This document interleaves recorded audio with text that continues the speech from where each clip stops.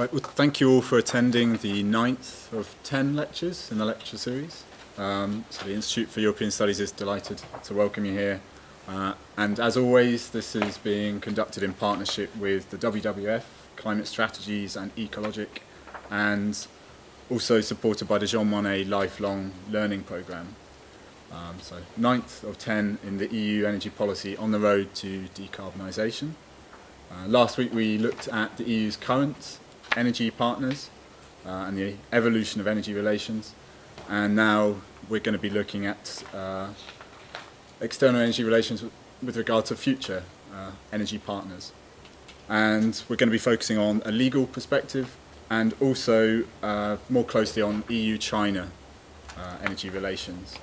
And we have two early Christmas presents today as well.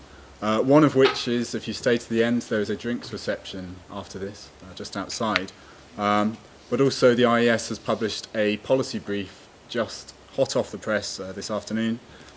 It's the role of civil society dialogue in the EU-China cooperation on renewable energy. So I'm going to introduce that in full later, and we're lucky to have the two authors of that with us. So after we've had the discussion regarding the lecture, you can then meet the authors of this and further discuss that over a glass of wine. And also next week we've got another drinks reception for our finale. The finale is views from the neighbourhood on EU decarbonisation to 2050. We'll be introducing Leiv Lunde from the Fridtjof Nansen Institute in Norway, and also Fatih Hazdemir from the Ministry for EU Affairs in Turkey. But this evening I'm going to introduce two speakers, and one will turn up as we are going. But the first is Alec van Verenberg, a lawyer at DLA Piper. He's also had experience working for the United Nations Framework Convention on Climate Change and the Secretariat of the Basel Convention. He will be discussing the evolution of EU external energy relations, joint projects, bilateral and multilateral energy treaties under the context of decarbonisation and from a legal perspective. And I will introduce, in the absence, Pedro Ballesteros from DG Energy in the Commission, from a slight change from the published schedule. Unfortunately, Alexandra Somstay could not make it. But we have a very capable expert replacement who's had a decade working as a sort of consultant, or more than a decade. Since 1995 he's been working for the European Commission. He's now the DG Energy Special Envoy in charge for activities under the EU-China Partnership in Urbanisation and also the EU-China Mayors Forum, so a capable replacement. And we're going to have 20-minute presentations, two 20-minute presentations, and we'll then collect some questions and have about an hour to discuss these very interesting topics, and then afterwards we'll also have the reception. So first up, Alec van Vandenberg. For inviting me. Good evening, all of you. Well, when I was asked to come to speak and try to explain what would be the effect from a legal perspective of European energy and European external energy relations in 2050, assuming that the scenario of decarbonisation would take hold, I was going to say, what's that going to mean from a legal perspective? And somehow I realized that I need to take recourse to more concepts of political science to try to explain what, in my view, would be the change, and how maybe the ECO's external relations might develop to other partners and on the basis of other premises than we know them right now. And I've tried to capture that in the title, saying that we are, what's going to be the issue of the EC's external energy policy is going to be moving from resource security to regime security. The idea behind this is that, well, I believe in past sessions you have studied the implications of the roadmap, and see this works.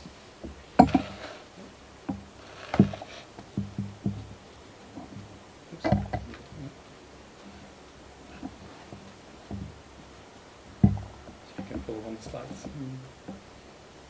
We'll have to restart the computer. From probably keep going. Oh, yeah. Okay, so when thinking on when you look at the roadmap, 2050 roadmap, and the decarbonisation scenarios in this, then it's clear that renewable energy is a very key factor in coming to this 2050 scenario.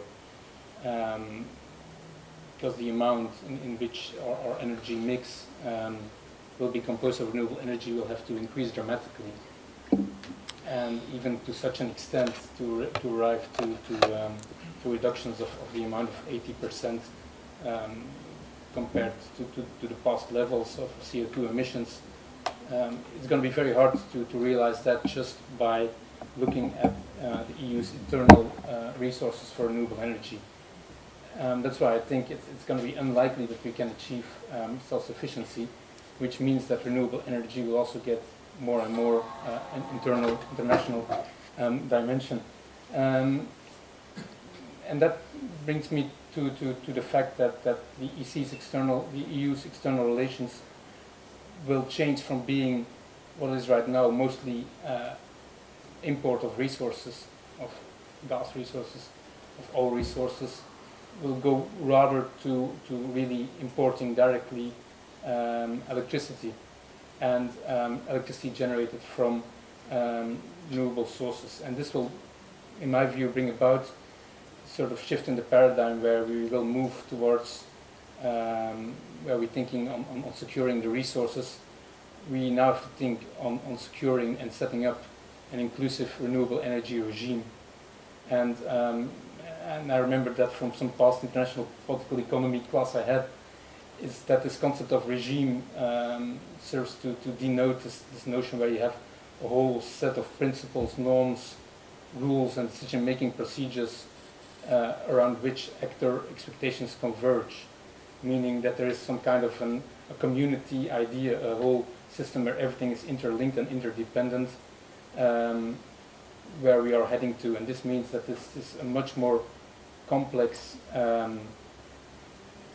atmosphere, a complex environment in which the EC's external relations will take place, because it will, rather from getting the resources from A to B, it will need to encompass, first of all, more infrastructure, getting in these third countries as well the necessary regulatory certainty and stability in order to be able to produce in a reliable manner the renewable energy, and it will also require a good system of subsidies or incentives, as you like, because unlike for oil and gas, which we're seeing now, the economics behind it will probably require some type of public financing, some type of incentives in order to come about, because for the private sector, at least in the short term, the economic incentives may not be there just to develop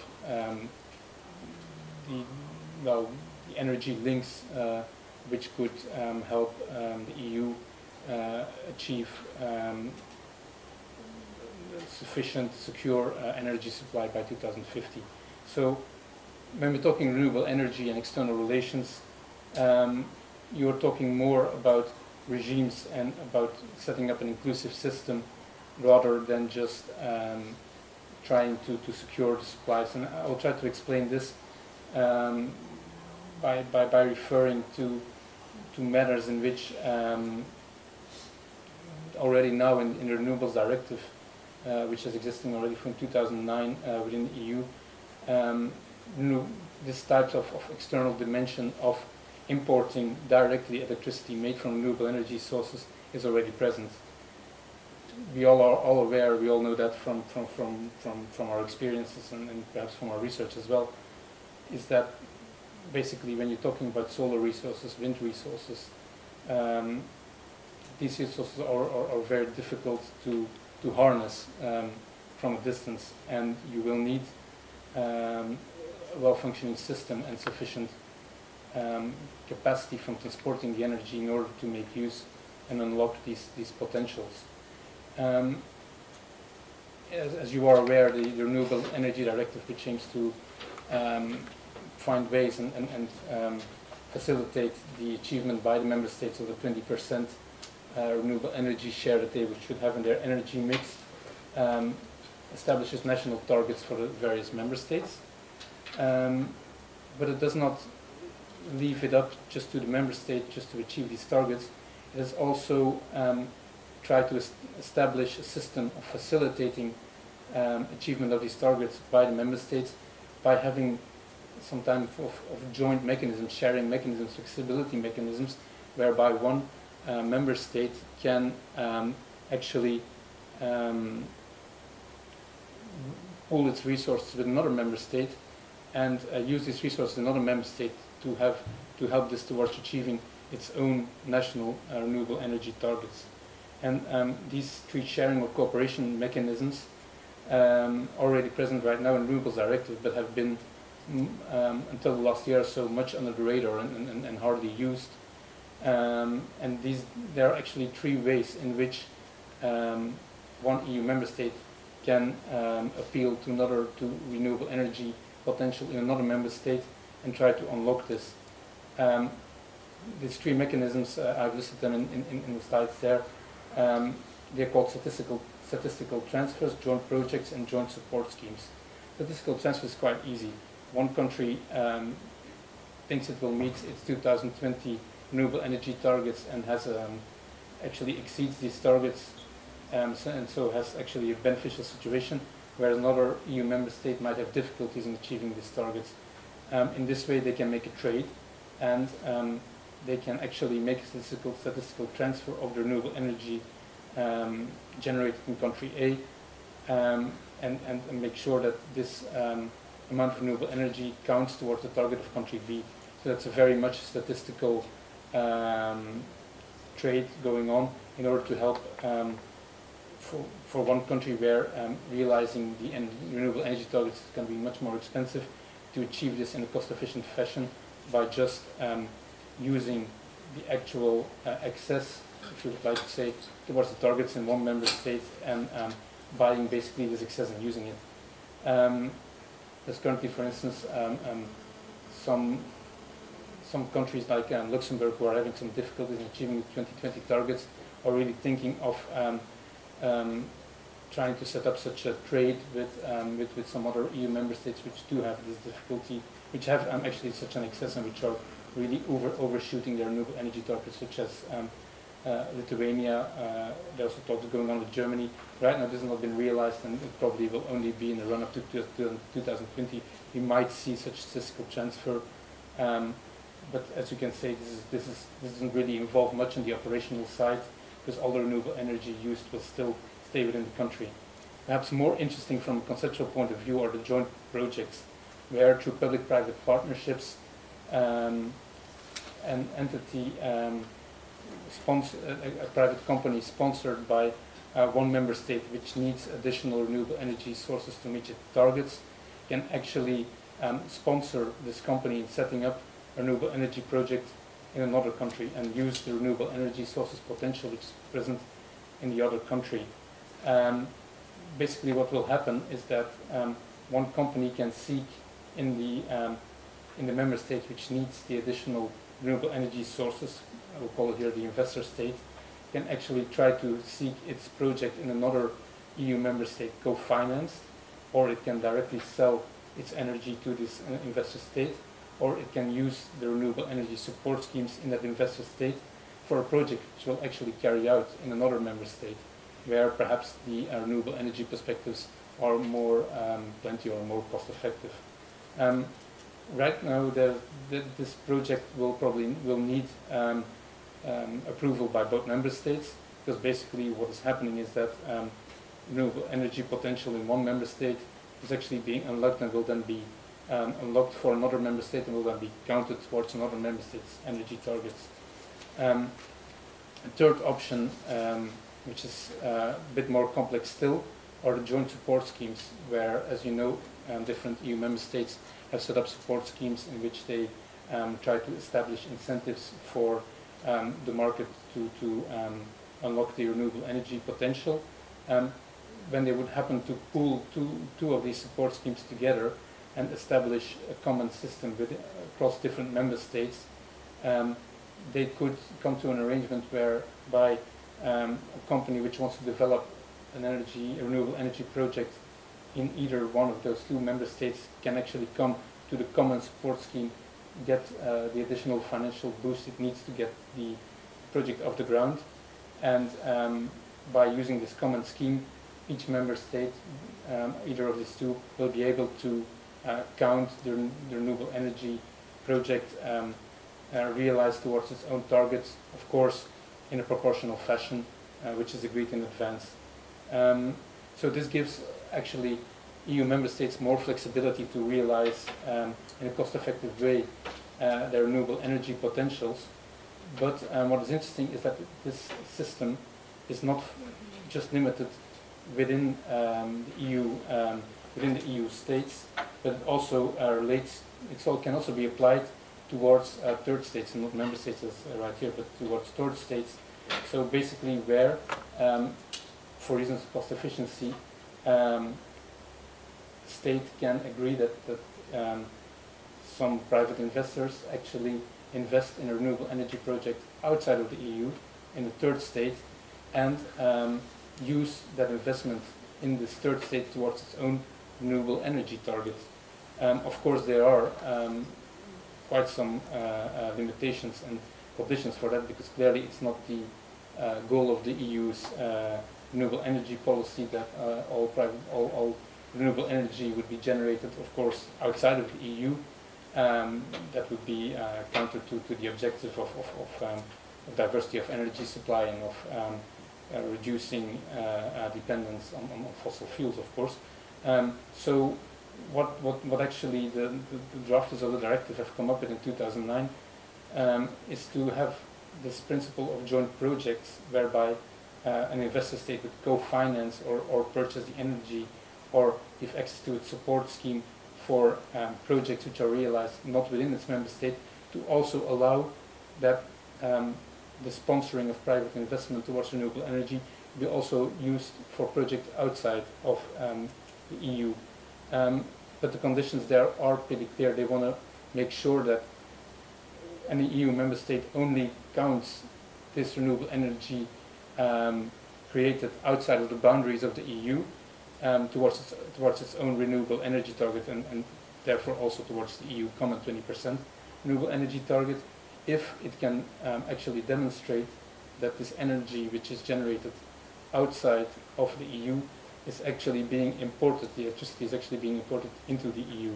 Therefore, the condition is that what actually happens is that when such a private investor would use support from an EU member state to start up a renewable energy project outside of the EU, and then this investor's EU state using the actual renewable energy generated towards its own target, it is required that this energy, which is generated, for instance, by solar panels in Morocco, is also being exported as electricity towards the specific EU member state.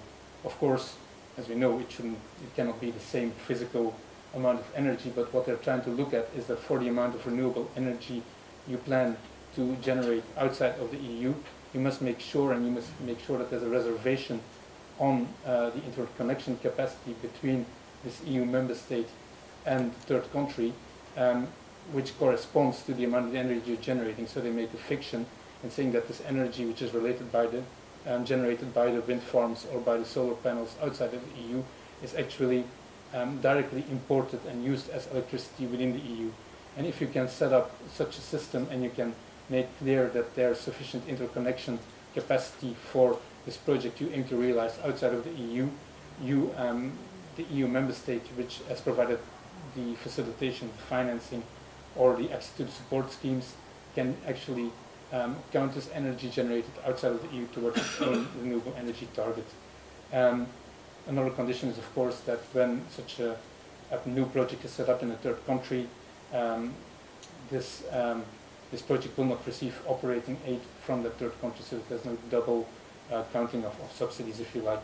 Of course, such joint projects with third states outside of the EU will only happen when there is really interconnection capacity, or there is also an exception foreseen within the current Renewable Energy Directive, where no such interconnection capacity is already present, no possibility to import the electricity from this third member state into the EU. You can still have such a project, but then there should already be clear plans for such interconnection capacity. There should be a clear project for interconnection by 2016, and the interconnection should be in place somewhere between 2020 and 2022. Clearly, this exception for such joint projects with third member states, allowing EU member states to count renewable energy generated outside of the EU towards their own target, is made for the Mediterranean solar plan, whereby, and I will come a bit later to this, whereby the EU has supported and actually solar energy generation within the North African countries on a really large scale, but still more interconnection capacity between North Africa and the EU is still to be built in order to really maximize the benefits of such solar development of solar energy in the North African states, also for within importing the electricity into the EU. I stay a bit longer on these points because these are actually quite innovative mechanisms which might actually help towards member states to be used towards even more ambitious renewable energy targets come 2030, come 2050. But it's interesting to know that they already can be used legally right now. Unfortunately, right now, countries have shied away from them, and these flexibility projects of supporting the generation of renewable energy outside of the EU have been hardly used up to now. And according to the service of the Commission, if they would have been used to their full potential by 2020, actually the EU would have saved 8 billion euros in cost saving, taking into account the cost efficiencies of generating this renewable electricity outside of the EU. So this already gives some picture of how actually import of electricity on the basis of renewable energy to a really large scale could take place. And right now we see that this has an impact on energy relations, where suddenly the EU is confronted with new energy partners, or at least partners who have been dealt with under a different paradigm earlier.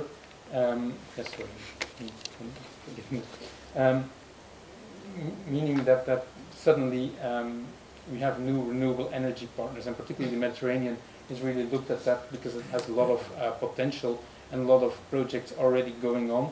The Union for the Mediterranean, which is the cooperation entity between the EU and North African states, has already in 2008 set up a really ambitious Mediterranean solar plan, which is really tries to unlock in the coming in a period of 10 years huge solar energy from huge solar energy plants in the North African desert, and importing the electricity, at least for a part, generated by this directly into the EU.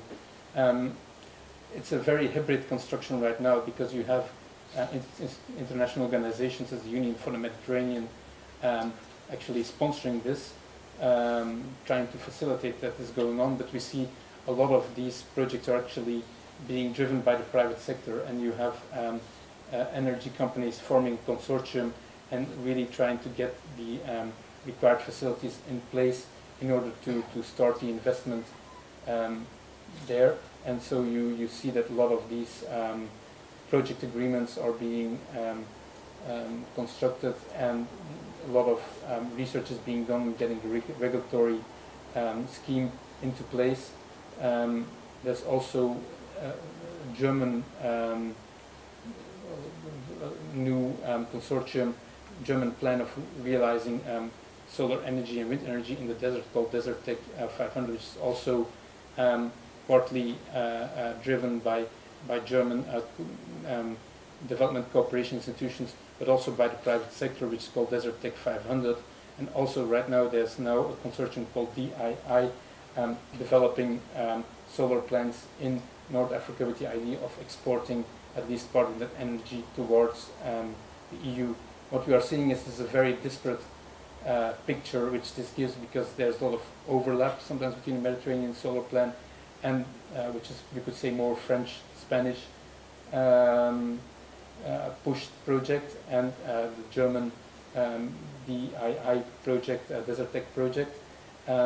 They are currently trying to enlist and to coordinate better the various efforts, and to really try to set up a regulatory structure both in these the North African countries concerned, Tunisia, Morocco, Algeria, Libya, in order to what is right now a very hybrid ad hoc project to really institutionalize this and to create a regulatory framework so as to be able to really roll this out, and they also could use the joint project possibilities in the current Renewable Energy Directive. Of course, this will only develop more, and there are currently plans to really further institutionalize this. I will come back into a moment.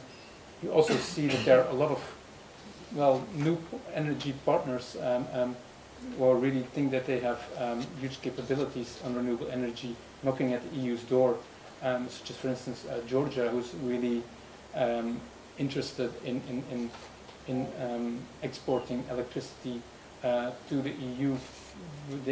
Georgia, a very mountainous region, they have, I think, about 80% of their electricity comes from hydroelectric sources.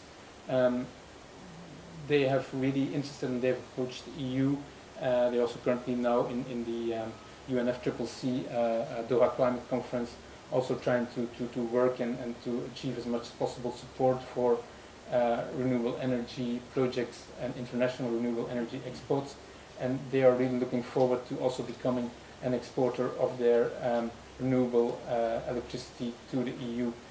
This is just one example. There are also other examples in this region who could also serve as well, energy partners, but then also on the renewable front. Of course, Turkey will be important as a hub for this, but I think we will have a speaker in the next session speaking on this. Carbon markets and emission allowances may also help, because, as you know, for instance, for the current EU emission trading system, the auctions which are currently ongoing for all the member states, also specific auctions by the European Investment Bank, they generate revenues, and these revenues are supposed to be reinvested to a very large extent also in renewable energy. So this also can create new funding and new capabilities also for international projects. Of course, there will still be, even in a decarbonized 2050 environment, still import of resources, basically, when talking about renewable energy, biomass, biofuels, perhaps even biogas, without the need for such an integrated regime where you need to have a full regulatory framework, not only for just getting the resources out, but also generating electricity and exchanging electricity, if you like, and also for creating the incentives there. We can imagine if Brazil would become a big energy partner with regard to their renewable energy resources, which will mostly be biomass or biofuels. This will still be the old paradigm, whereas still in this case just the resources arriving by ship. The Commission has actually developed a recent plan in June 2012 on how to further unlock the potential for renewable energy, also in the framework towards the roadmap to 2030 and 2050. And it has also devoted quite some time to these international cooperation in the renewable energy field and international projects. And it has identified some barriers to such renewable energy regimes, I would like to call them. First of them is the lack of political will, obviously, because politicians in the member states would rather try to develop renewable energy at a local level, even where it could not be perhaps the most cost-efficient option, obviously because it has a good reputational effect, also because it creates jobs in these member states. So that might be one reason why this international renewable energy cooperation might still be underdeveloped. Also, it has noted that first movers really fear the legal risk involved. Right now, of course, this is all indeed in a pilot phase, and there's still some regulatory uncertainty. We see that already within different EU member states, where recently there has been a lot of instability with regard to support schemes. Clearly we can understand why private investors are actually quite reluctant in investing in projects in countries outside of the EU, where they might perhaps be less sure of having a regulatory stable regime. Also, the price setting for such systems of international cooperation is very difficult to achieve. What should the host countries outside of the EU receive for transporting part of their renewable energy generated to the EU, and to what extent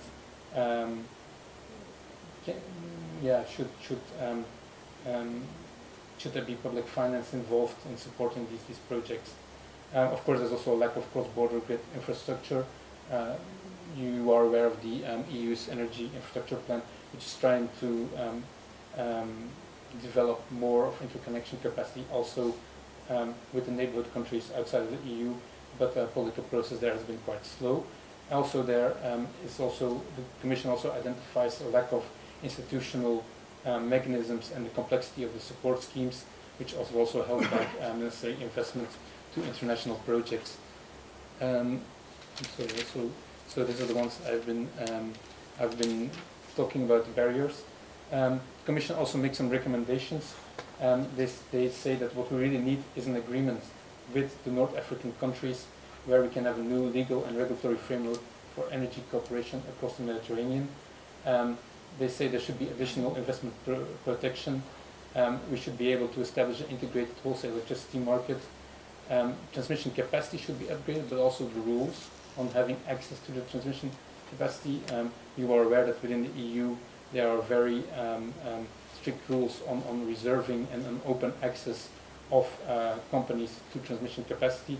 We also see that such rules should also exist at the international level. When we're talking on members, on third states, giving opportunity to private investors to develop renewable energy projects, they say this should happen through transparent and non-discriminatory awarding of concessions, so that there's really a market-based system and a fair dealing in selecting these projects. And they also say that there should be, the Commission also saying that should be incentives to including such projects in the carbon credit system, either under the aegis of the UNFCCC, if the new regime would be agreed and would allow for this, but certainly within the EU emission trading system, so that also these market-based mechanisms would be another element of generating the necessary funds and incentives of unlocking the renewable energy potential, which lies just outside the EU's borders. The form in which they are doing this, they have come up with a number of options. You could have a patchwork of bilateral investment treaties between the EC and the individual countries, say Morocco, Georgia, if you would like, from more on the eastern side, Kazakhstan, Ukraine, but also you could talk about one big regional energy treaty, particularly for the Mediterranean area, whereby this whole framework for working together on renewable energy and exporting renewable electricity could be dealt with. There's also some idea of including energy more in the free trade agreements, which are currently being concluded. Still, the conclusion of the Commission is that there should be really work for a new regional legal and regulatory framework, and actually a new international agreement which should be able to encompass this. The Council of Ministers actually looked just on Monday into the proposals of the Commission for enhancing the policy framework for renewable energy, and it kind of looked like it gave quite a lukewarm response to international cooperation, and it said that clearly the attention should go more towards taking away the barriers to renewable energy development within the EU member states, and that only that should be the priority, and that additionally they could look into further international cooperation and setting up new regimes and schemes, but it would look like for the Council not to be an immediate priority, so we'll have to see how this further develops. Personally, I would think still there's indeed a lot of potential and a lot of manners if the EU is serious about realizing a decarbonised energy environment by 2050. We think that it should look beyond the borders and should try to take away the barriers for developing import of renewable energy from these sources. Questions that could arise, and maybe we could debate them, and I will end up here. You could say, to what extent should the Commission and the broader EU stakeholders try to lobby for making sure that these countries take on a similar regulatory framework of an internal energy market, and with support schemes of renewable energy and such joint projects as is already now happening in the EU. Is it appropriate that we would ask the Mediterranean countries to kind of mirror the energy regulatory schemes to the scheme we are currently having in the EU, or can we overstep this and can such reliable renewable energy projects be developed without having all the internal energy market system in place? As you realize, the EU is already having or developed a sort of mirror internal market system within the energy community. The energy community being the international organization of certain neighbors, particularly within the Eastern Europe, Balkan areas, where indeed the EU is trying to create or expand the internal market in energy also to these countries, also within these countries, so to have an internal energy market applying the EU's principles also within these countries, Serbia, Montenegro, Macedonia, Ukraine, Albania. So that's one approach they are currently taking towards the East. The question is it appropriate to also take this approach towards the Mediterranean, North African countries? Investment protection would really seem key.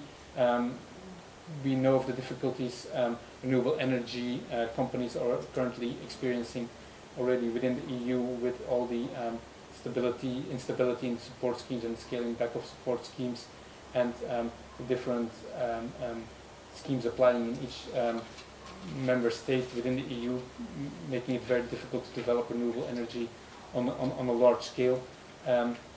We should think of ways in order to harness the stability for that investment needs in these countries.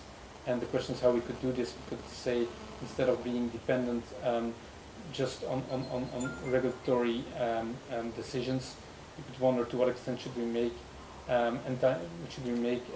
commitments made by the host countries of a contractual nature, so that there could be more potential for, or at least more the threat of potential compensation if one of these third states would change course and would decide not to support the renewable energy system in their country. Of course, the question is that also the preferred option? You have to say. See, it's clear that it's really key that there should be regulatory stability, but of course that comes to a price. And the question is, of course, can the investors dictate the policy choices of these governments? Of course, also the tendering of renewable energy concessions. That's all very well, but if there's no review of control that such tendering processes have gone or have been executed in a correct manner, I don't think it's very useful to really insist on that, because if there's no control, it's very hard to enforce that indeed the renewable energy concessions in these states are given on the appropriate merit-based, if you would like to say. Also, we should take into account that these countries, of course, these are sovereign countries, and they may not be willing to just apply the EU internal market and energy system in their countries. And you have to wonder, when you set up such new cooperation schemes, whereby you are actually tying the EU into a scheme with third countries and actually relying on new energy connections with these countries, it could also work against you if these countries and they may have the right to do so, would take other views. If you become interdependent, which countries, also the EU flows, the energy flows within the EU may also be affected, and this may mean that if you are trying to create an integrated energy network, not only within the EU but also with third countries, if these third countries take a different view, also the internal energy market and the promotion of renewable energy within the EU may also be affected. We could see that, for instance, with regard to the emission allowance system, whereby the EU said, well, we will include aviation in this emissions trading system. International aviation flights coming outside of the EU, flights leaving the EU, also need to apply by the rules of the EU emissions trading system, and they need to buy aviation allowances for the CO2 they emit. You see that once this was of course a unilateral measure, but once there was protest from outside of the EU, from the US, from India, from China, threatening with trade sanctions and just opposing this EU integrated system, also having effects at its borders.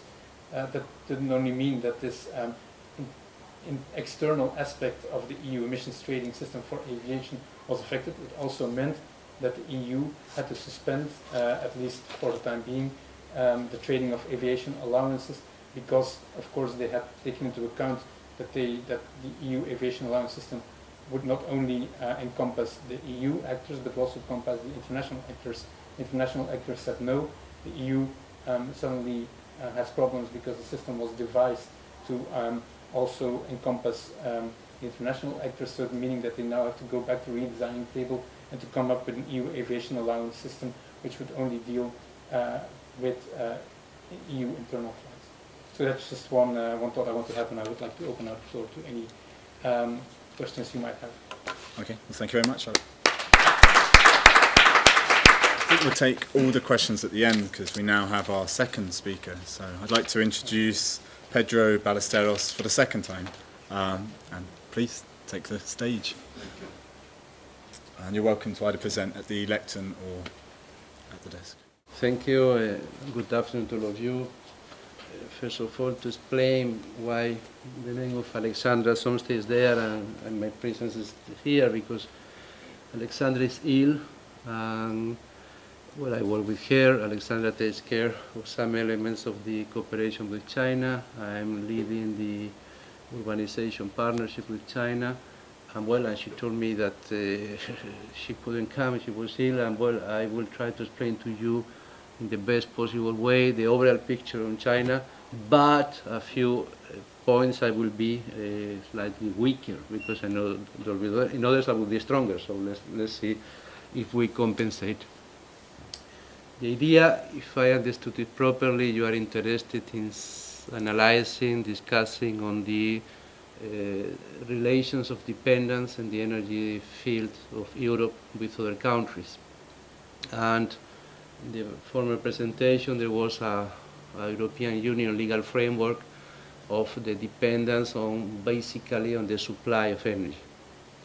Our relation with China is completely different. China is a country, like the European Union as a whole, that fundamentally is a consumer of energy, and China is competing with us in order to get the energy resources, mostly the fossil energy resources, for their growth.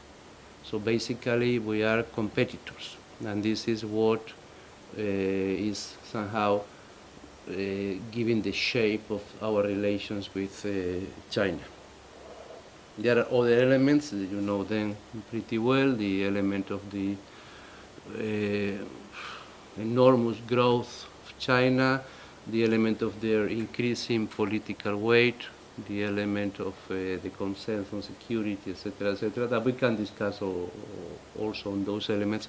But basically in energy terms, when we speak about Russia, Russia is a supplier, and a very tough one, by the way. The South Mediterranean is an actual and potential supplier of fossil fuels and renewable resources, and other countries such as the US and China and India are competitors for resources. The US now less and less because they are using the famous and infamous shale gas to reduce their energy dependency, and they have found a lot of oil, or they say they found a lot of oil all over just the country, and they have a huge reservoir in Canada for their needs, so they don't have a lot of problems as competitors, but India and China are more in this respect. We, in Europe, you know it, we have adopted, we are the leading power in the world adopting the strategies of decarbonisation. You know, we are holding until the 7th of December the UNFCCC negotiations, talks. I was there last weekend. It's a most disgusting thing. In the most disgusting country. It's terrible, that country. It's a shame. It's a shame. I will tell you about this. Well, we are trying to lead this. We are convinced, and we can demonstrate that Europe is that if we adopt the decarbonized models of development, it's not only that the planet will be saved. We don't know if it will be saved or not. It's mostly that the more people will have jobs. These jobs will have much more dignity, and these jobs will not be so much exposed to global markets, delocalizations, and things like this. The quality of life of the people in our cities will be much better, and basically it's a kind of a common sense win-win situation for decarbonization. We're convinced of this. Other countries and powers are not convinced of this because they say that we say that because we are much richer and because we are a decadent power that are looking for excuses for our approach. They have the right to say that and to think that, and maybe, but I don't think they are right. What is decarbonization? What it is based about, and what we want to negotiate with other countries concerning decarbonization, basically is to change our paradigms. You can change our paradigm in a more political way, the way we live, the way we organize our societies, the way we operate as human beings and we get together, or you can do it as well in a more technocratic, for proper of my job way, looking at the more technocratic things, and then you speak about shifting the energy policies towards more diversification, lower carbon impact, etc., shifting our transport policy in order to make it less carbon intensive. We launched our famous emission trade mechanism. I don't know if you are aware that China signed in September. They are now, they have access to our emission trade mechanism, and we can in the future exchange emission certificates with them, and this is a way of using our sacred market rules for trading certificates in such a way that this can create a certain economic incentive to reduce the intensity of our economy. You know all of this. If not, we discuss later, but I try to go straight to the point. Then you can just decarbonize by investing in the new energy systems that, with low carbon. You can be a lover of fossil fuels, and then you think about the CCS, the carbon capture and sequestration systems. You can be a lover of nuclear, and then you invest in nuclear, or you can be a lover of renewable energy sources and you invest in renewables, or you can be a lover of everything and you invest in a combination of this. But nonetheless, what is clear is that our present energy systems are very intensive in terms of carbon, and we need very relevant investments in the new energy generation systems.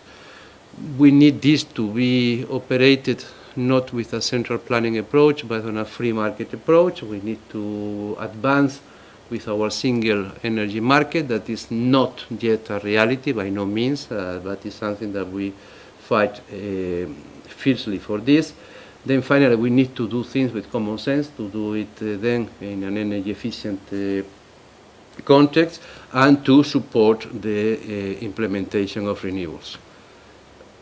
Very often we say that we cannot decarbonize alone, because there is this famous thing of the leakage. We become very clean, apparently, but basically we are making companies in China more competitive, and also basically we are becoming kind of hypocrites, because if we are very clean at home, but we are buying a lot of things from China that they are not so clean in producing those things, basically we are telling lies to ourselves, and this is part of the problem. And this is part also of the reasons for the systematic failure of the negotiations in the climate change things. We don't want to discuss the whole picture. But in any case, it's our interest to discuss with China, to support China, to help China to get a lower carbon scheme in their own country. It's in our interest because they will have a lower pressure for the demand on the scarce fossil fuel resources all over the world, but it's also in our interest because we will be importing less dirty things from them, and it's also finally in our interest, we will see this later on, because whatever happens, we may like or not like it, the system, I guess that very few people like it, the political system in China, but nonetheless I think that all of us, we have some interest in a certain stability in China. Nobody has interest in revolutions there or things like this. China, on top of that, is at present is in a kind of a crossroads. The minds are changing, the hands are not changing. You saw it now in early November. There was the Congress Party, and there were a kind of a very well managed, very transitional replacement of the thing. People of a certain age are there in power for 10 years. All of them are older than me, so I don't understand how you can have people older than me with a 10-year mandate. It's a nonsense. But sorry for saying it, but it's, I say as a thing. Nonetheless, the present trends in China is that the energy intensity is not being reduced sufficiently. They are growing. You know that the growth rates are unique in the history, and they are impressive and cumulative growth rates, and their growth rates are going together because they are basically an industrial country, a country that is growing just based on their exports, on their industrial production. Their energy consumption is also growing quite importantly. They will be a country in absolute terms richer than the US by the year 2018, 2019. But they, if nothing changes, they will also be a country with a huge energy consumption, And this is, the provisions say that if nothing fundamental changes, they will multiply their energy consumption by 2.5, and this is a huge amount of energy. This is half the energy demand, and this is, in simple words, if this happens, this is not going to happen, I hope, and we have to fight for this, but if this happens, this is the war. Because in the 20th century scheme of nation states fighting for power, being powerful, these kind of things, you see all the time, when there is a scarcity of resources, and somebody very powerful needs more resources and has no interest whatsoever in reducing their demand, at the end they get into conflict. And this is as clear as that. Nobody writes this down because it's so dramatic and so like this, and the people tend to say, exaggeration, but it's the truth, it's like this. Otherwise, tell me a different scenario when you have this. Chinese, they have invested billions of euros in Africa, just in order to ensure the supply of raw materials. This is the typical strategy that England was using in the 19th century, or France in the early 20th century, and because of that we did so many stupid things in Africa, Asia, and Spanish in America, etc. It's the same thing, and it's the classic approach of the nation states. Thankfully, we are in the 21st century, in which this approach should be dead or about to be dead. We are in the century of the internet, we are in the century of decentralization, we are in the century of more complexity, and we should go for other things. But nonetheless, this is the situation as it is now. And of course, this is not an option. This is not acceptable. And on top of that, and the Chinese know it, they will not get it. They cannot grow upon this present paradigm. They have to look for other paradigms, and we know they have to also look for other paradigms, and we have to look for other paradigms. Because we are Europe, the country of the disagreement, the country of the political weakness, the country sometimes of the what you see the things. What I can tell you about this, or the continent on this, but we are becoming decadent. We are less and less rich. We have a big crisis, and this crisis for a long time. We have millions of people unemployed. We are not any longer a power, but the whole world is looking at us as a model for behavior. And if the Chinese, they want to have each of them a car, it's because the Europeans for years they had a car. And unless we change our behavior and we show to the world that we can be happier, that we can be better people, that we can enjoy life and make others enjoy life without having a car, with a different paradigm, the whole thing will not change. And we should be proud of this. This is one of the things, the psychological element that will change the paradigm. I remember discussions with people from the power, the Communist Party in China, and then a funny guy, he said, listen, you've been telling us in the TV for decades that we should have a car, and now that we have cars, you're telling us to use a bike? You're crazy or what? But at the end he was joking. He understood the whole thing. And we also have to understand on this and to do it in the most peaceful way. We have to understand that Europe is responsible for most of the bad things in history. Now it's time that we are responsible for good things also in history and to convey good and positive messages on them. And because of that, we can discuss this thing that is not an option to continue like this, but not to say it is not an option. It's to present other options and to show ways of life that would be imitated by others.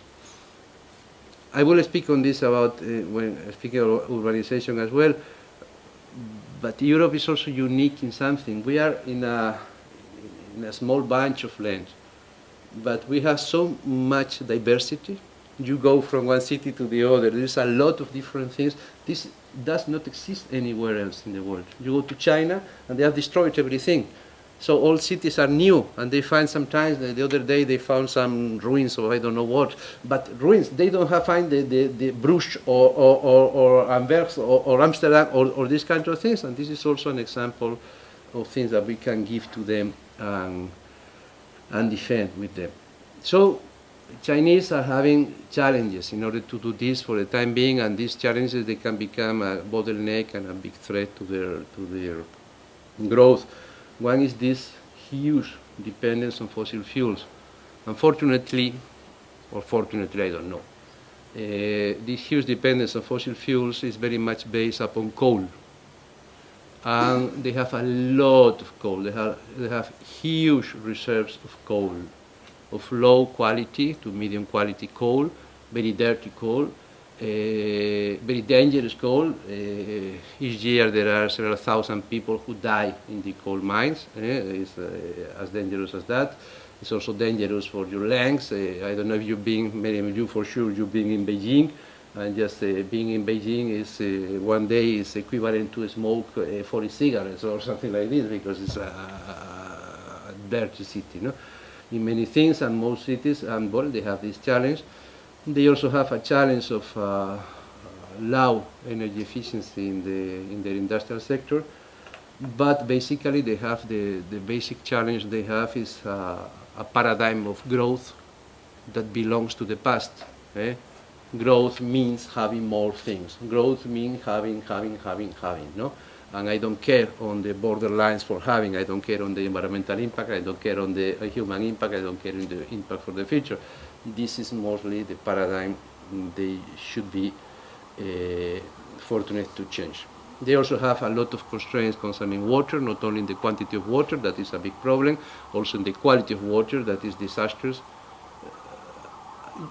How many of you have been in China? Few of you, okay, but you've seen a lot of things there. You see those cities that are impressive, those skyscrapers, those big things, and everything very luxury, very impressive. It's false. There is not a single city in China in which you can drink tap water, for instance. What is behind the base is rotten. It's rotten because of corruption. It's rotten because of short-termism. It's rotten because of a central organization. It's rotten because of many reasons. And they need to tackle those things because these are things that are not very much sustainable.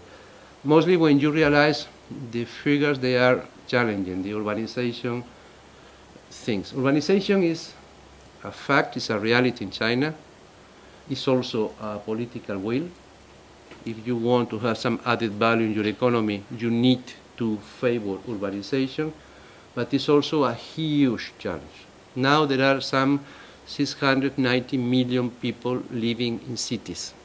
That means that China is, for the first time ever, an urban country. More than half the population is living in cities.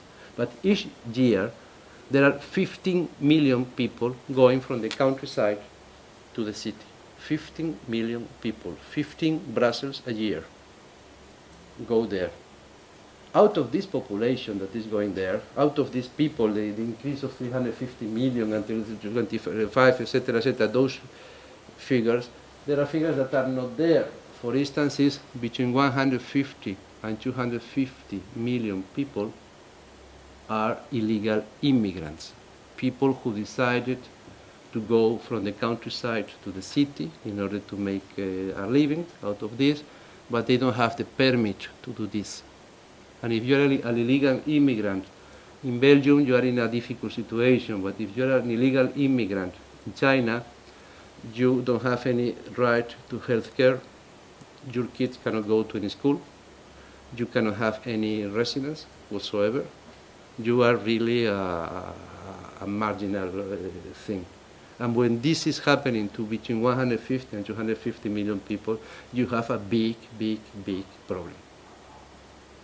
And this is one of the threats for China on this. There are many others on this, and there is the opportunity. The opportunity, and basically they have to change the model of growth from a country based upon exports into a country based upon, as our country is, internal consumption. You cannot have just workers that are living like pigs in order that we have nice shirts and things like this. You need to have citizens that are living normally and are using and buying part of the production.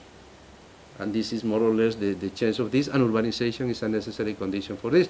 Because of that, it's a major issue. Because of that, they are very much interested upon this. They have to change the whole thing for urbanization. They have to, for the whole model, they have to change both the energy intensity and the carbon content. But all of this is going to go through this exercise of concentrating the population in cities, of becoming more of a service and more of a normal society than a 19th century society on this.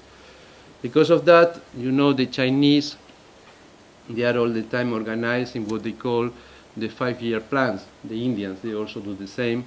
And we, the Europeans, we don't do the same, but we have our Europe 2020 strategies, but basically it's also a kind of this. Very often we tend to criticize others because we give different words to the things we do. No? And in the 5-year plan of, in the 11th and 12th 5-year plan of China, and in the next one that will be prepared, is being prepared now, urbanization is a major issue for them. Energy is also a major issue, and energy intensity, energy CO2 emissions, and these things. They are not so close, so reluctant to negotiate CO2 emissions, to negotiate climate change, as sometimes the media present. They are more open to this, they realize things. They indeed, they have a funny system. Well, it's not funny, but it's particular. They are a dictatorship. Then they have the Politburo at the top, and then everybody is going in a pyramid, is following this, and you make your career out of this, in this pyramid. There are no elections like this. And how you make your career? Of course, because you have good friends, good family, etc. This is one way of doing it, an important way. But the other way, or the justification for this, is that, for instance, the mayors, to be a mayor is a career, it's a profession like to be a lawyer or to be a consultant. And then you start being a mayor of a very small city, you have a number of performance indicators, you pass them well, you progress in your career, and you become a mayor in another larger city. Then in the past it was like this, you pass your punishment in order to be strong. All the people in the Politburo, they were punished before. This is a funny thing to do. And, but you progress in your career as a mayor in this. And this is something very technocratic, we look at this like this, but in every cloud there is a silver lining. Has a good thing, is that you can shift the performance indicators in such a way that you can steer a bit the policy. And sometimes I think that for our mayors it wouldn't be a bad thing to have some performance indicators applied upon them.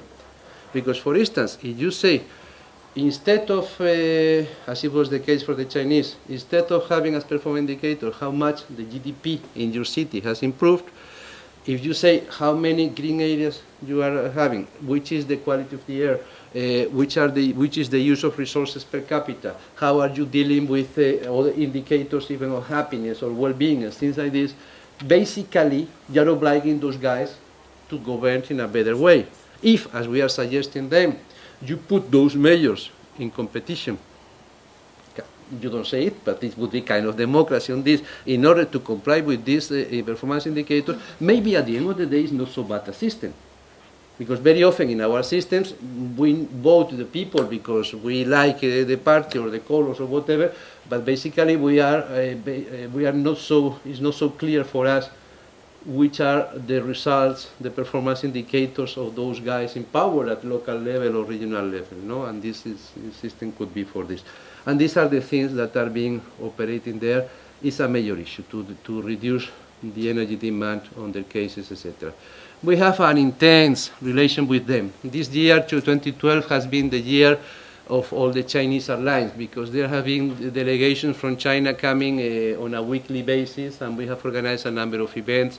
I was in charge of the European Union China Mayors Forum, and there it came a delegation of 120 Chinese delegates came. Just imagine in Europe that we will go to 120 of us just going to China for an event. No? It's something that is, but they are very much interested in us, and they are opening a huge number of dialogues with the European Union. On top of that, they love to apply the famous principle of divide and rule, so they also have their bilateral negotiations with Belgium, with Netherlands, with everybody, no? And they try to play games. Our member states sometimes are so happy playing those games that also they go on this. So it's a very complex relationship on this, but basically we can summarize the elements that are there or were there in the basic energy field in these 4 points. No? First, to deal with energy security, and with the energy security in the most political approach. Both of us, China and the European Union, we are concerned on our energy security and our energy supply. To integrate, to speak about energy markets, we should not forget that, for instance, EDP, that is the most important energy company in Portugal, is owned by a state-owned company, a Chinese company. Now, they are investing heavily in Europe. Right? They are buying our companies. I adore wine. There are 21 chateaux in Bordeaux that are now Chinese. And they are buying all over the country. They are in Hungary, buying whatever. So we have a strong, also in the energy sector, and we have to discuss with them on the rules of energy markets and open rules, transparent rules, etc., because otherwise it would be dangerous. With Russia, it's even more worrisome. No? But this is a major thing for us. The relations with neighbors are very important. We have a common neighbor that is not the best neighbor on earth. It is called Russia. They have a limited sense of humor in the relations with neighbors. and they tend to, when they get angry, they cut they don't give you any gas, and then some people, you know this. Then, of course, we try, and we are getting more and more, we're getting closer and closer in the UNFCCC negotiations in these low carbon approaches, and in this trying to convince the US, now it's China and Europe convincing the US with our, just trying to have a certain success in these negotiations and to advance further on this. And then basically there's the element of the nuclear safety, that one can wonder, one can guess whether we speak there about energy or nuclear. No, it's both things. But well, I mention it because it's important. Then our cooperation in energy, because of this huge approach and because of these continuous relations, is being open in many, many things. We have an energy dialogue that is already 5 years old, in which there is a working group on clean coal technologies and clean coal safety, renewables and smart grids, and energy security. That is just the last one that was signed when Li Keqiang came here. We have once a year our high-level meeting in energy with our commissioner going there, or the Chinese coming here. We have my job, that is urbanization partnership and the majors forum, and then a lot of more technical cooperation dialogues. This is well, it's necessary, it's quite complex, etc.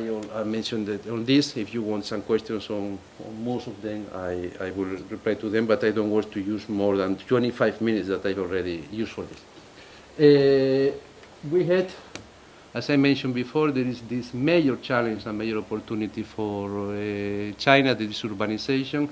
And at one moment, they decided, they were looking all around the world, and they decided they have, keep this in mind, this central planner mentality, so they still think, many people, not all of them, many people think they can decide how the country is. They still don't understand well the complexity is going beyond the capacity of human minds and things, but they decided that they wanted to apply a certain model of urbanization in order to keep things under control, and they prefer by far the European model of small, medium-sized cities with public spaces in which the people tend to walk, and the proximity plays a game, etc., rather than the sprawling model of the US cities in which everybody depends upon a car, etc., Nonetheless, because they have both models in their cities, and they were evaluating that the other model has a very low sustainability. Because of that, they looked for us, and they signed with us in February this year, in China, they signed an agreement to launch an urbanization partnership between the European Union and China. I was until this time, until the 1st of March, I was dealing with the Covenant of Mayors in Europe and beyond, is what I can explain on this, and then I was moved to take care of this. And basically it's been supported at very high level. I was 1st of March there, and then the 3rd of May already the Vice Prime Minister, that now will be the Prime Minister in March, Li Keqiang, he came here only just to present the urbanization partnership. Then in September we have Wen Jiabao, the Prime Minister, in the next summit speaking about this, and we have to organize a majors forum. It was the first time ever that a group of institutional players in China signed a collective declaration. It was very, very fun. It was a tough discussion, but we were having the upper hand there for once, and this was good on this. And this is advancing like this. Basically, we are thinking about energy, we are thinking about reducing the energy demand, but we are also thinking about people, about quality of life, about peace, about peaceful developments, about exchange of things, and about many other things that we also should think more in Europe. The scope of the urbanization partnership is huge, huge as anything. We are now discussing with them. I was this morning speaking with them in order to have a reduced number of priorities for 2013 and to organize a big event on this. But it's not only energy. Energy is one of the elements, and maybe it's not even going to be the more important one, but there are things that are important there that are giving a strong emphasis to the urbanization partnership. That is really a partnership in which there is little negotiation. It's much more cooperation, and it's much more looking for more modern solutions. The other things, and I conclude with this, we are keeping relations with them that are very much based upon finding market opportunities for our companies as well in these things in which we have a good competitive position, the electricity market, the smart cities, smart networks, etc. All the investments we do in energy efficient buildings and our systems for the energy performance of buildings directive, and our companies providing energy services, etc., etc. This I insist. I go very quickly because I'm late and because I can explain to you more. But basically, the principle is less. On one hand, let's help them to reduce their energy demand, but let's help them to reduce their energy demand according to European standards and giving business opportunities to European companies. This is more or less the thing, and this is the new thing that was signed already in May 2012, but will become a reality now in January 2013. It's on the 17th, 18th January. We have to go there. And it's speaking a bit on the large area of the energy security. It's already starting, going one step further in the political discussion with the Chinese on see how we can cooperate in a very large number of sectors. But basically just already sharing the minds that both Europe and China, we need to reduce our energy demand. We need to be more energy efficient. We need to be more energy independent in order to ensure a peaceful relation and a good hope for the future. We have some projects, a lot of projects being developed in China, less and less projects because it's a shame that we are still using, in my view, the taxpayers' money in order to pay for projects in China when the Chinese are buying off all of our public debt and they are coming here with billions and things like this. I think our mentality will change in the coming months, and there will not be a single euro, I hope, invested in these kind of things because we are not rich any longer. They are the rich ones. They should come here. Well, they come here with money, no? But some of them are important as this EC2 project in which they are trying to focus on it's a clean energy center, and they try to help to promote pilot project, demonstration projects, and to help European companies in showing our opportunities in the clean energy sector on this. There are many other elements on this, as I mentioned. There are things on other things we can through on all of this, but basically, with this I conclude. We have a few points. One, the energy relation with China is the energy relation between two competitors for the scarce energy resources in the world. Second, our interest is to keep and to develop a peaceful relation. So our interest is to help them to have a more efficient use of energy, and in the longer term to change together with us of paradigm in such a way that we may cope better with the energy future by being less dependent. And third, to take into account that they are great political and economic power, and we have also to be careful that at the end of the day they don't buy our energy system, things like this, and we have problems on this. But this is basically the three axes that we are developing. This sometimes difficult, sometimes disgusting relations, but so often very gratifying. You feel that you are really doing with things that are very much interesting. And I am at your disposal for any question. I'm happy to reply to the questions I can reply. Thank you very much. We'll move straight on to the first round of questions. If you could briefly introduce yourself and your institutional affiliation, and then keep the questions very brief as well. So, who wants to take the opportunity? Daniel? Yeah, Daniel Fear from the Institute for European Studies. My question is to Mr. Ballesteros. In the relations between EU and China, I wonder if you can say a bit more on the issue of technology transfers. Because this is a major issue in terms of EU companies being able to export, for example, solar panels. And actually the difference between the market regulation system we have in the EU, which is good, I think, for some Chinese companies, but the lack of a regulation system in China. And I wonder if this even comes up in your talks on urbanization. Absolutely, all the time. Maybe we'll take a few questions and then we'll pool them and come back to that one. If we do have another question. Okay, at the back.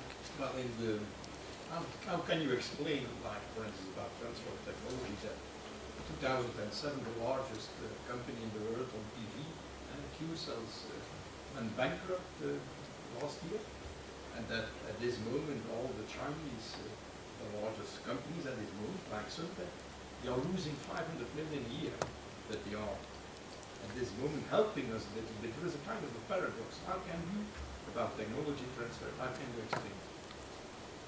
Okay, third question. Max? Max Janssen from the Institute here. You both touched upon the question about EU kind of exporting these environmental values and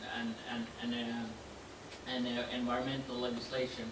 How much, to keep it short, how much do you think this is actually driven by environmental concern, and how much is driven by the fact that there might be some protectionist or trade agenda behind that? So how much do you think that affects EU's willingness to export these environmental laws? Okay, so if we take those three first. Okay, technology transfer. Basically, your question is more specific to photovoltaics, but it's about technology transfer as well. Hey, we speak this on a day-to-day basis. This is what we call the e-return in the negotiations. Basically what happens, and the PV is a good example of this, they have been stealing a lot of, I think the word is stealing, I cannot find any other word for this, a lot of know-how. It has not been private Chinese companies, they are state-owned companies doing this, so this is part of the policy approach in many respects, and we are quite reluctant to introduce any technology transfer thing on this. Because of that you don't see this in the presentation, but they are all the time technology transfer, because they try to give, it's a big issue with them. On top of that, they not only steal the technology and then try to beat us, when they cannot do it because we are very, very efficient, they get into these dumping things. Then we, as you know, we have opened an anti-dumping procedure against China for the photovoltaics. At the same time, then one of the biggest German photovoltaic companies was broken down. Funnily enough, 31st August, Mrs. Merkel goes to China and tries to say, well, maybe it's not good to have an anti-dumping thing, just minimizing the case because she was in China and she was trying to, and going against the thing. This is the things that happen in a weak Europe. We are all the time in this kind of discussions and things. We launch the anti-dumping, and then the Chinese react. I was laughing when they would do like this. We are going to denounce Europe and the World Trade Organization because they are doing dumping with the wine. My family, I love wine, and I know how wine is sold in Europe, and I was saying, go for it, go for it. I would like to find when is the anti-dumping, why the people is not making money on these things, no? But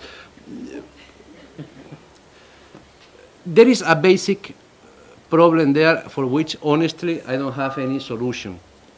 Is that when we are trying to apply, we have many things to be also ashamed, but we try to apply transparent market rules. And we are dealing with a country in which the whole economic activity is controlled by the state. We have to remember that those huge Chinese companies are state-owned. And they are not following those market rules on this, and we have nonetheless to keep the relation. And it's very frustrating. And if you speak with European companies working there in China, some of them are fed up with this kind of sucking bloods and things like this. It is like this. I say it very clearly, but we have to do it, and we have to speak it clearly and to shift for the things. But I cannot explain this because any explanation I would try to give would be a justification for the behavior, and I will not do it. Concerning the environmental values as an excuse for our protectionism, you think that we are very protectionist? No, I think that is what is first, the egg of the chicken, or the no, it's not both. You know what I say. That is in Europe, because maybe we are responsible historically for many environmental terrible things. People tend to be more conscious on the environment. Also because there has been, since Rudolf Steiner in the 1924 and many other developments, Heidegger even, a lot of philosophy developing about our relation with nature, it has been easier to understand the environment on this. And third reason, because our landscape is smaller. I don't know if you share this opinion. When I travel to Africa, to Asia, or to America, I feel that everything is large. And in Europe, everything is more reduced. And this makes you more conscious on the environment. I think that the first thing is this consciousness on the environment. And second, because we were conscious before, our companies are more competitive or are more innovative in this, and they have a certain advantageous position for this. But this is provisional. I think it's more genuine. I've never seen this as an excuse for these things. And I say it openly. In many of those things, we go there hand in hand with the companies trying to favor, to support European companies that they sell in China and everything. When I deal with the mayors, I tell the mayors often the interest of them being in contact with the Chinese mayor is not for the glory of this, it's because now the 21st century mayor has to go hand in hand with the players, with the stakeholders in his or her territory, in his or her city, and to say that what we have to do in order to keep employment here, in order to increase the economic activity. I have to help you to sell in China. I go with you to China. And this I think, but I don't think that we are using the environment as an excuse for protectionism. I don't think, it's a personal idea. Thank you, Pedro. Alec, would you like to come in on any of those issues, technology transfers and protectionism and environmental or trade agendas driving the export of EU values? Well, it's clearly something to think about. And we're talking about environmental values being exported, and I know I hinted at this point. I mean, particularly when we are talking about this renewable energy cooperation, I mean, it's not development aid, it's clearly self-interest being projected and being able to diversify our supply. You know, it's a good thing generally to do that, and we also probably improve the energy system in these countries and also access of many people actually to energy. But clearly we are doing this for a purpose, and we are doing this also. I mean, I fully agree that this doesn't come across as artificial or even as protectionist. But clearly we are also quite aware that we are quite unique, and that's a model we have to defend. And I would agree that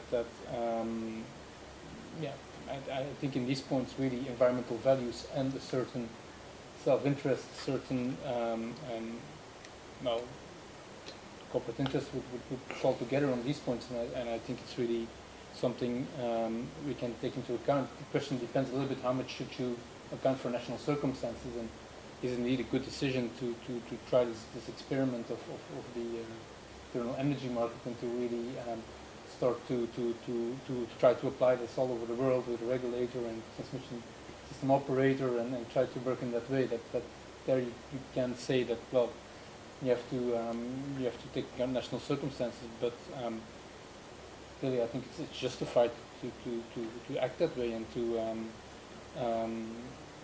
it's a symbiosis of both what is actually the values and what we're trying to defend and trying to achieve, and also, yeah, the economic benefits which may derive from that for the EU as a whole. So I would not see contradiction there. And as far as technology transfer is concerned, I think that's really when you have a competitor like China, this is a much more difficult issue, particularly when that competitor doesn't really abide too much by intellectual property rights and so on, and as well as with trade rules.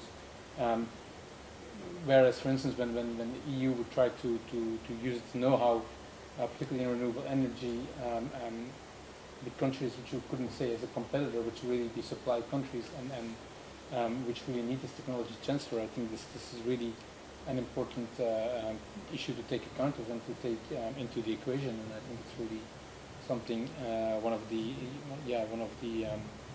big strong points which you can use in order to give in return, so to speak, to be able to diversify our supply and to increase our potential in renewable energy. Okay, thank you.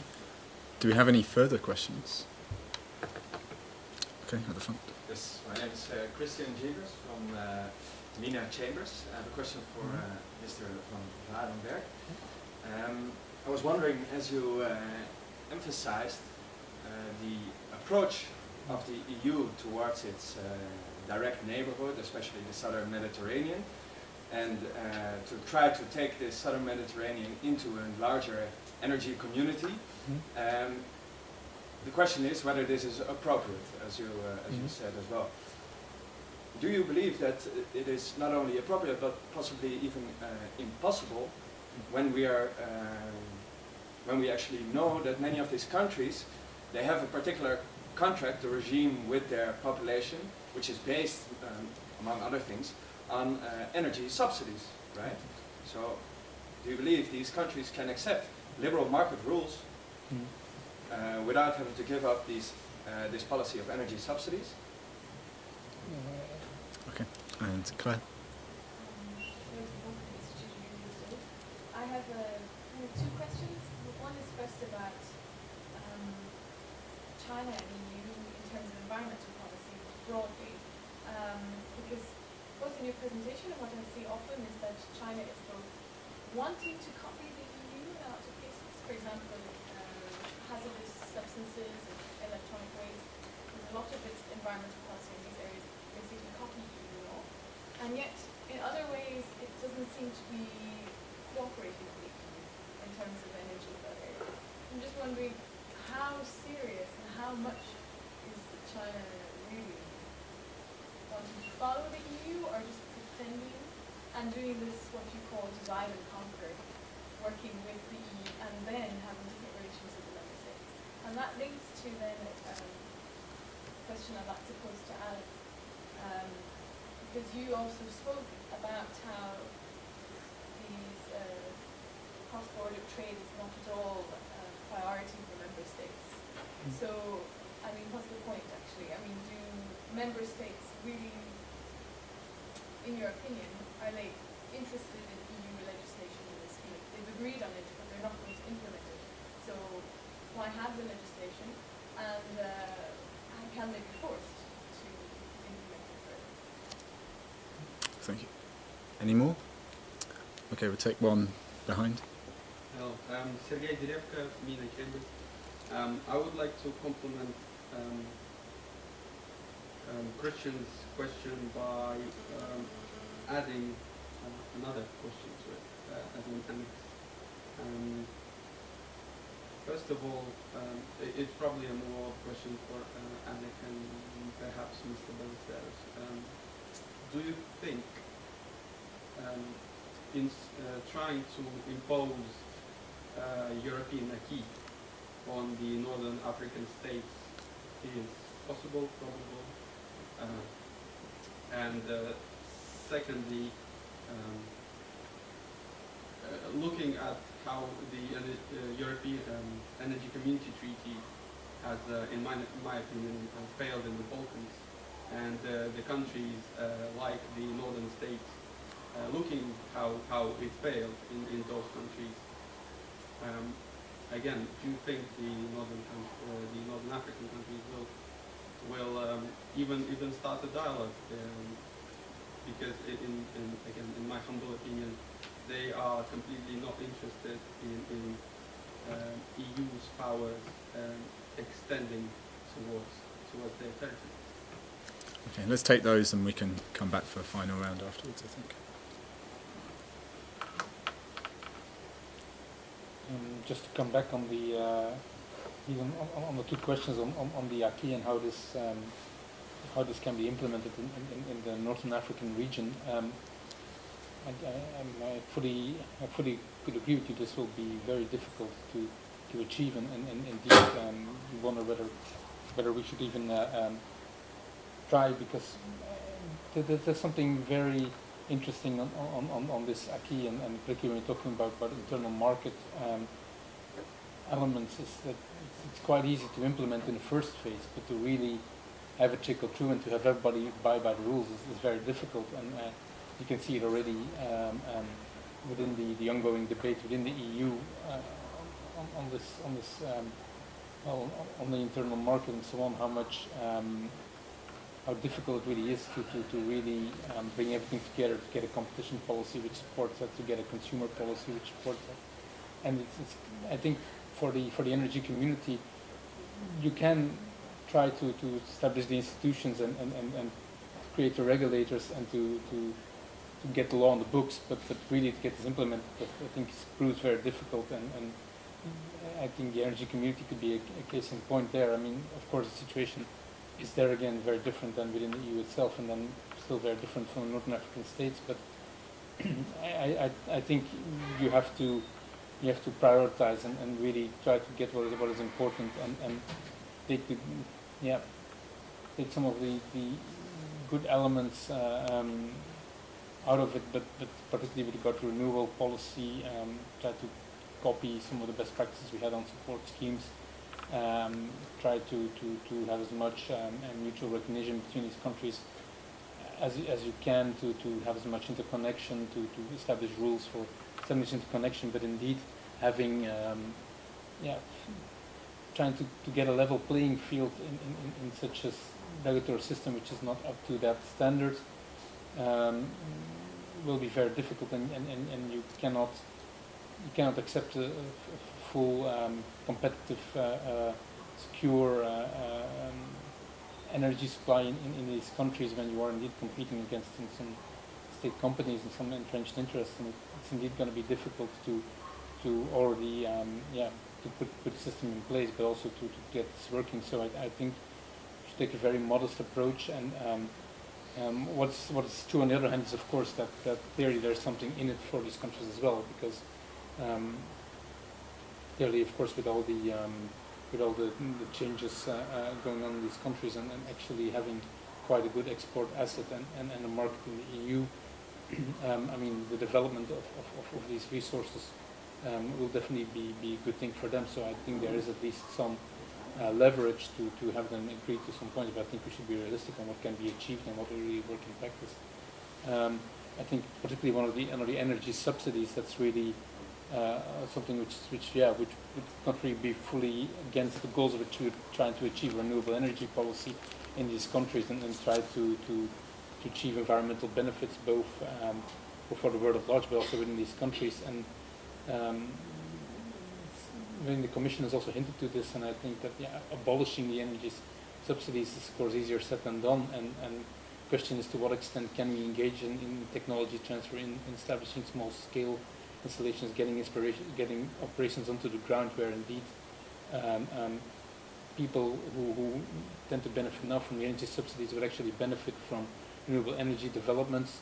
We should try to see how that can be done, and then maybe to achieve that shift. But of course, that's not going to be done by putting huge PV installations in the desert. Of course, it's not going to be a substitute for the energy subsidies towards this, the people livelihoods in these points. If I can complement a bit on your point, that I fully agree. But there is a basic point. It's not precise. Maybe it's not necessarily a very nice one, but it's basic. In the psychology of the people deciding on the policy, the countries in the South Mediterranean, they are suppliers. Nobody cares about their energy demand because it's very low and will be low for a long, long time. Nobody cares on the subsidies because we are speaking about peanuts. We care about selling our technologies, implementing them, and having a very safe source of energy. In the Balkans, at the end of the day, they are part of, one day or the other, they would be in the European Union one way or another. Because of that is this pressure, this push for the energy acquis, the energy treaty, despite all the failures, etc. But it's a completely different approach. Right? I say this being somebody from Canary Islands, so I can feel culturally much closer to somebody from Morocco than to somebody from Belarus. I say this in this context. But I think that we have to, I don't know if you agree, we have to keep this into account or in your presentation. Ale has been clear, all the things we do is the desert tech to help our companies doing the nice things there and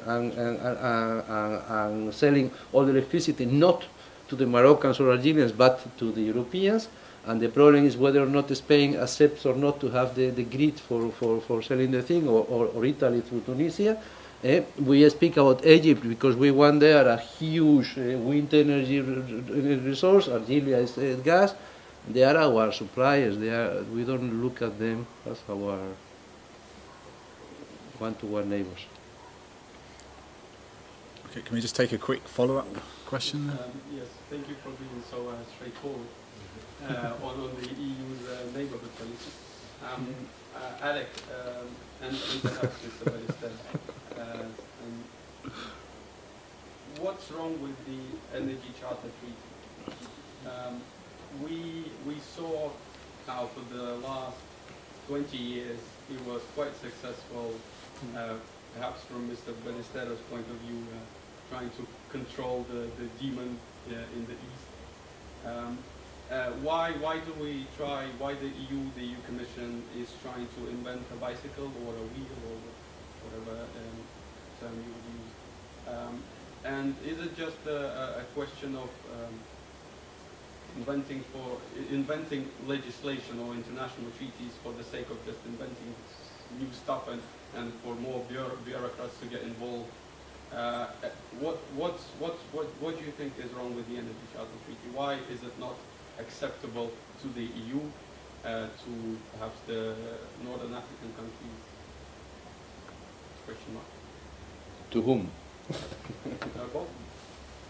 Well, it's also it's a case in point with the question you're asking, and you wonder indeed why indeed the Commission seems to be exploring ways for new legal framework and new agreement with regard to the Middle Eastern countries. Now, I'm sorry, with the North Mediterranean, North African countries. I would think that probably some of the elements of the Energy Treaty can be improved in a manner that I guess I think it's just a question of really making them more tailor-made, and really Energy Charter Treaty is an instrument which has been there for quite a while right now. I think, I mean, it has not much of an institutional clout, if you'd say. You have these provisions on investment protection to arbitration. I think they want to make it probably get a more piecemeal approach, negotiate one-on-one, well, not one-on-one, but negotiate with the Mediterranean bloc on these things, and I think try to keep it indeed more close institutionally, so that responses, remedies, refinement of the whole. I think they want something, not just a dead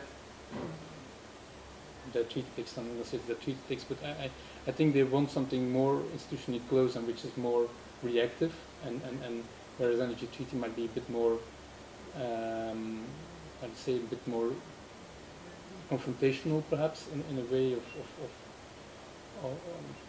setting out cooperation, but not making it too clear, and yeah, I think in Energy Charter Treaty has been divisive as well. So I guess, but we'll check what Peter has to say, whether it's really something that is, the Commission wants to be more in control and to establish something which reacts faster, which is a bit more modern, has a bit more reactive capacity and new bodies. I'm not saying it's not necessarily bureaucracy, but I tend to see that could be one of the reasons.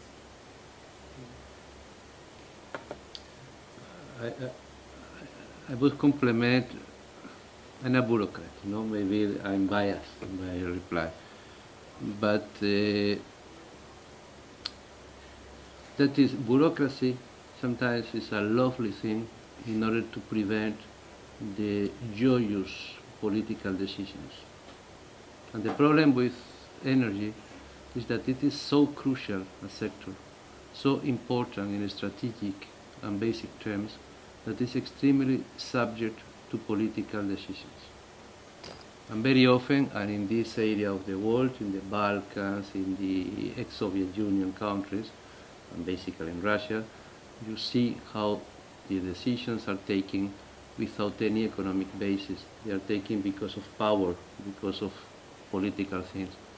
I think the energy treaty was, is a fair attempt to set a number of transparent rules that are not so much subject to any political decision. Can work or not. Maybe there was some arrogance also on the part of the European Union, and maybe there was a lack of understanding on the situation in many of those countries. But there is also this big barrier. The big problems are taking place now because the attitude of Russia is completely different. And it's very aggressive in this respect. And then it's very difficult to try, but you see it even with very recent developments, no? Even with the European Union. And they are to speak about markets, to speak about a key, to speak about transparency, to speak about rules. When somebody says, I decide by decree that it is forbidden to any Russian company to give information to any foreigner, what can you do? This is I don't know if you are aware of this. I am aware of this, but what has it to do? What Russia's Gazprom issue at this point in time has to do with the Energy Charter Treaty itself? The Energy Charter Treaty intends to create a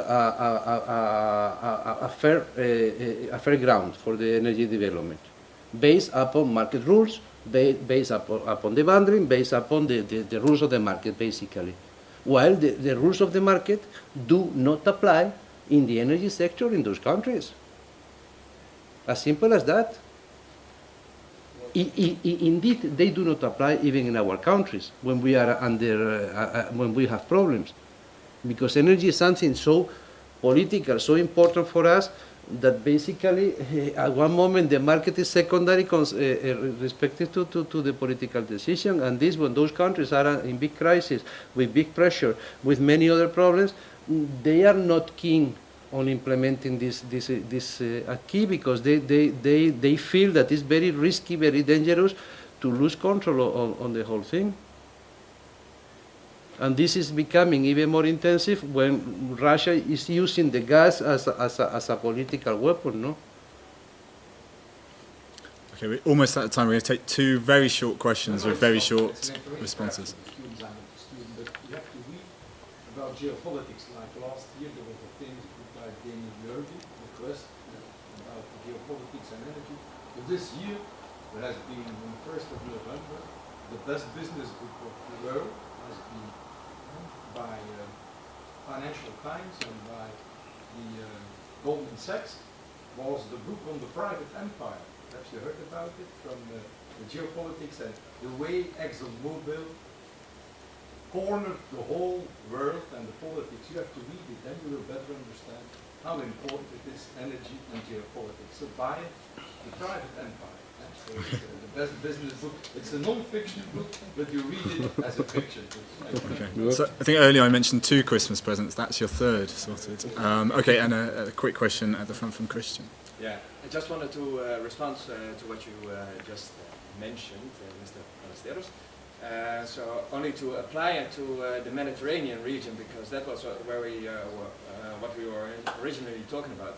And I agree that in the end, of course, the EU does not view these countries as equal partners, even though that might be the only way to get them involved in cooperation.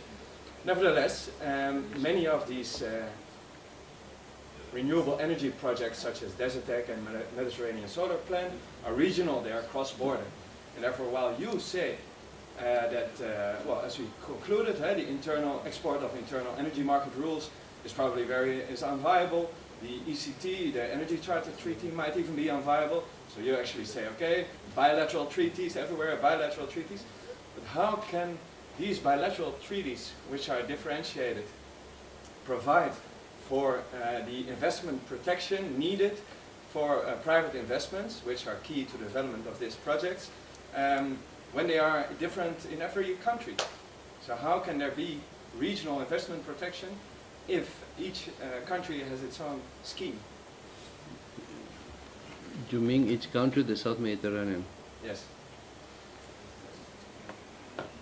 I would think the problem, of course, with investment protection, and that's where my last answer was perhaps pointing at, is that it's very reactive. Right now, even in Belgium, some companies are even threatening to apply now energy charter arbitration against the Belgian government for, I mean, probably threatening, but you know, it's investment protection in these ways often. Yeah, it's a means of last resort, and it's not going to create a good cooperation, and it's a matter of you can use it's a deterrent for governments to behave well and to respect fair dealings with any investor you might have.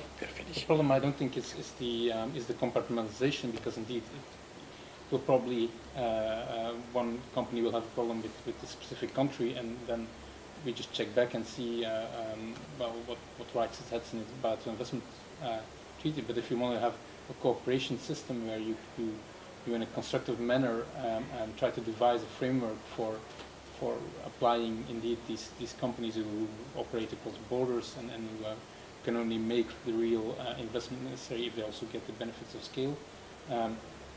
I think there it's important that we indeed do not work on a bilateral basis, but really work on a regional basis. Otherwise, it's not going to work. And you see that even renewable energy, I think in the EU, the industry has difficulty really taking flight because it's very hard to operate cross borders. So I think we should really try to as much as possible, try to get everybody using a constructive approach, and that will be the only way forward. And I would say investment protection is really when it already has gone wrong, or when it's used as a deterrent. It's rather really getting the right framework in place and making sure necessary trust and framework is in place to make sure that these investments can already start from the beginning.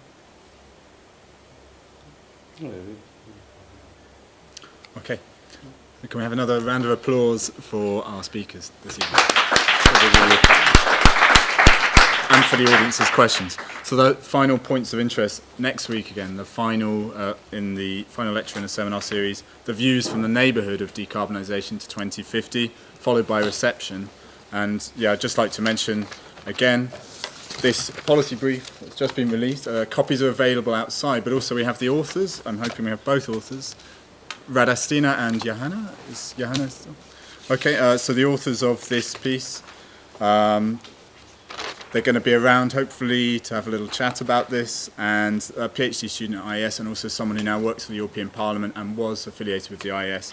It looks at the EU-China institutional cooperation in the energy sector, focusing on the renewable energy sector, and concluding that civil society dialogue could be a really important driving force in deepening this EU-China cooperation rather than perhaps this competition that we've been discussing this evening, a bridge towards a more sustainable future. So take this opportunity to have a chat with them and pick this up on the way out and join us at the wine reception.